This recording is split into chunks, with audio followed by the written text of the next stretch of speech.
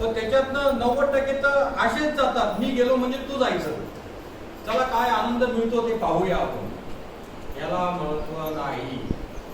क्वचित श्रद्धेने जातात, त्यांचा भाव एवढा दृढ असतो, उपवास कडक धरतात त्या दिवशी,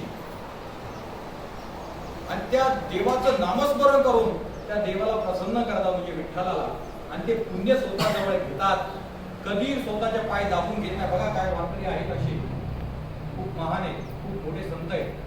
तुम्ही बघा त्यांनी कधी स्वतःचे पाय दाबून घेतले का आजपर्यंत? कधी स्वतःची सेवा करून घेतली का लोकांकडून? त्यांना माहिती आहे केलेलं पुण्य सगळं वायाला जाणार आणि आमचं त्यांना मिळणार. संतांचे पाय दाबले तर गोष्ट वेगळी आहे, पण सर्वसामान्य जातो तसा काय तो पुढे मेहनत करायला गेलाय, पुढे डोकं फोडायला गेलाय, पुढे वावर बांधायला गेला, काम मध्ये हातपाय दुखत आहेत त्याचे, आणि तू वारीला चाललाय. तू अशा ठिकाणी चाललेला जिथं परब्रह्म साक्षात उभा आहे.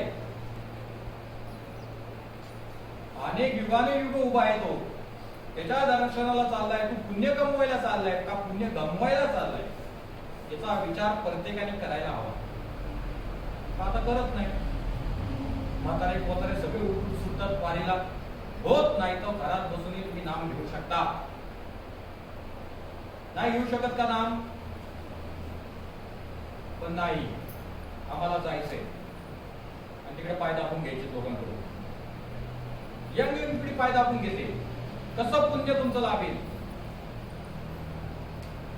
आणि लोक दिंडे हळूहळू लोकांना अन्नदान करतायत, त्यांचं पुण्य वाढलं जातं. हे कायमस्वरूपी लक्षात ठेवायचं. पुढे आम्हाला शब्द, कधीही स्वतंत्र अन्नदान करणाऱ्या व्यक्तीचं अन्न खाऊ नये. 100% तुमचं सुकृत कमी झाल्याशिवाय राहणार नाही. हे काळा जगण्याची पांढरे रेगे, हा विचार कायमस्वरूपी मस्तकात घालून ठेवायचा. तेच त्यांनी मंदिरात जे दान केलं तर ते पुण्य लागू होतं, अन्यथा होत नाही. ते महाराजांचा प्रसाद होतो. आपण काय कोणाच्या थोडी बापाचं खातो, ते महाराजांचं खातो. तुम्हाला काय प्रसाद घ्यायचा, जेवढं खायचं तेवढं खा, पण ते स्वामींचं खा. ते पुण्यच वाढणार आणि तुमचं अंतःकरण शुद्ध होतं. एवढं महाप्रसादाचं पण महत्व आहे.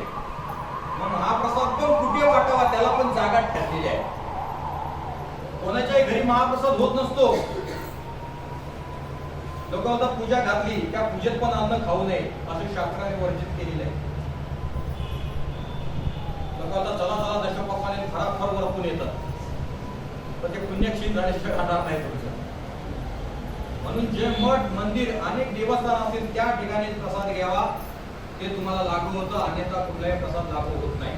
आपण काय काय ठिकाणी यात्रेला जातो बघा, तिथं लोक असे अन्नदान करण्यासाठी बसलेले असतात. मोठे मोठे टोप, कोण मसाले भात घेऊन बसलेला असतो, कोण गोड भात घेऊन बसलेला असतो, कोण वेगळा पदार्थ वगैरे वगैरे, आणि काही गोष्टी असतात. ते वाढलं जातं.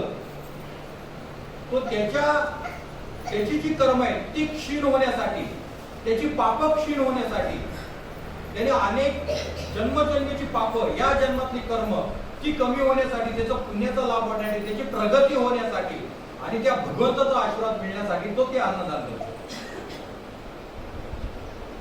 तो काय मनापासून करतोय का? नाही. हे अशी लोक स्वतःच्या स्वार्थासाठी अन्नदान करतात, म्हणून त्यांचा अन्न स्वीकारायचं नसतं. ते तुम्हाला लागू होत नाही, त्याची हानी होते. हे कधी पण लक्षात ठेवा. म्हणून कुठेही गेलात तर तुम्ही